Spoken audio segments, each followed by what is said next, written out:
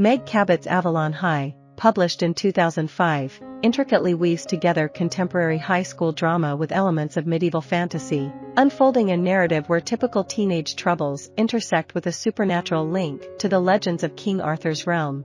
As Ellie, a newcomer, enters this tumultuous setting, she grapples to carve her own path amidst the unfolding saga while desperately evading a foreboding destiny rooted in ancient lore. Following the novel's success, it gave rise to a 3-volume manga series titled Avalon High, Coronation. The story commences as Ellie Harrison relocates from Minnesota to Annapolis, Maryland at the onset of her junior year in high school. Her parents, both scholars of medieval history, embark on a year-long academic sabbatical, prompting the family's move before the school term begins. Reluctant to bid farewell to her old life, Ellie initially rebuffs the idea of making new friends.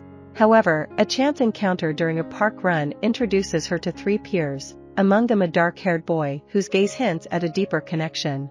Upon enrolling at Avalon High, Ellie discovers that her park acquaintances are now her classmates, including popular cheerleader Jen Gold and football star Lance Reynolds. The enigmatic dark-haired boy, Will Wagner, emerges as Jen's boyfriend and a prominent figure in school athletics. Assigned as Ellie's guide, Will swiftly befriends her, sparking a bond as they navigate the complexities of high school life. Through her interactions with Will and his circle, Ellie learns of his struggles with family dynamics, particularly his father's remarriage and the pressure to conform to his military legacy. As their friendship deepens, Ellie finds herself drawn into Will's inner turmoil, grappling with questions of identity, purpose, and the pursuit of genuine impact in the face of societal expectations. In Ellie's world literature class, she reluctantly teams up with Lance for a presentation on the medieval figure known as the Lady of Shalott. With little interest in the subject, Ellie hastily completes the project outline and submits it. To her surprise, Mr. Morton's reaction is far from ordinary, as he summons Ellie and Lance for an unexpected disciplinary hearing. During the same weekend, Ellie uncovers a troubling secret: Jen has been romantically involved with Lance behind Will's back. Additionally, she crosses paths with Will's troubled brother, Marco, who reveals shocking details about his expulsion for an altercation with Mr. Morton. Despite her reservations, Ellie agrees to join Marco, Jen, Lance, and Will on a sailing trip. Amidst the voyage, Marco exposes Jen and Lance's betrayal, drawing Will closer to Ellie for solace in the aftermath of his breakup. The following morning, Ellie attends her disciplinary meeting with Mr. Morton, only to find Lance missing and Mr. Morton visibly unsettled. He discloses his affiliation with a clandestine society called the Order of the Bear and insists on the imminent return of King Arthur. In a rush to flee the country, Mr. Morton reveals a startling belief: Will is the reincarnation of King Arthur, with Lance, Jen, and Marco embodying key figures from Arthurian legend. As the parallels between their actions and the myth's betrayal unfold, Mr. Morton warns Ellie of dire consequences should she remain entangled in the unfolding drama. Refusing to heed Mr. Morton's warnings, Ellie confronts him for abandoning his responsibilities as an educator and resolves to forge her own path. Returning to school, she encounters Jen in distress and later interrupts a crucial meeting where family secrets come to light, including the revelation of Will's true parentage by Marco. He storms out of the school, with Will trailing behind.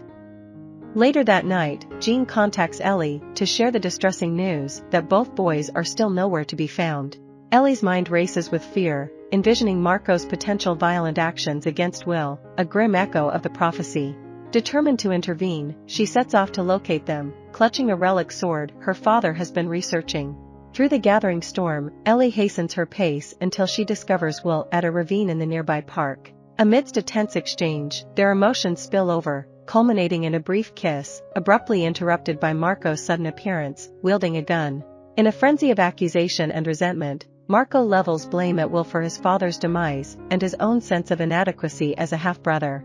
As tensions escalate, Will implores Ellie to flee, but instead, she throws him the sword just as Marco fires his weapon. Miraculously, Will evades the bullet, leaving Marco bewildered and disarmed.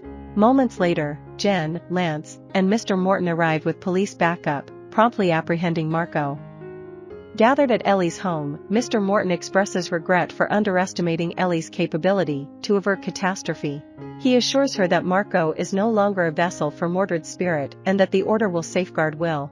Furthermore, Mr. Morton reveals a startling revelation about Ellie's true identity: suggesting she may embody the reincarnation of the Lady of the Lake, the bestower of Excalibur to King Arthur. In a poignant turn of events, Will emerges, having been cast out by his family for defying their insistence on attending the Naval Academy. In a gesture of solidarity, the Harrisons offer him shelter, igniting a budding romance between Will and Ellie. As the narrative draws to a close, Ellie reflects on the uncanny parallels between her recent experiences and the timeless tale of King Arthur, underscoring Avalon High's role as a contemporary retelling of an ancient legend, where the mundane veils epic struggles and destinies. I hope you enjoyed this video. Leave a like if you did and be sure to subscribe. Thank you.